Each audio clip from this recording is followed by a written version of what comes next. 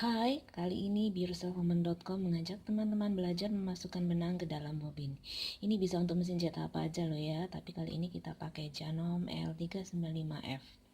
Caranya ini dibuka dulu slide, keluarkan dulu bobinnya, angkat tuas besi kecil, tarik pelan, masukkan benang searah jarum jam ya, cara keluarnya.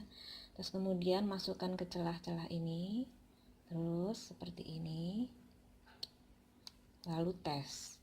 Kalau dia dilepas gini tidak meluncur, berarti dia tidak longgar. Kalau ditarik bisa, berarti dia tidak terlalu ketat. Kalau misalnya terlalu longgar atau terlalu ketat, ini bisa di setel ya, yang ini, mur yang ini. Lalu masukkan lagi ke dalam tempatnya sampai bunyi klek.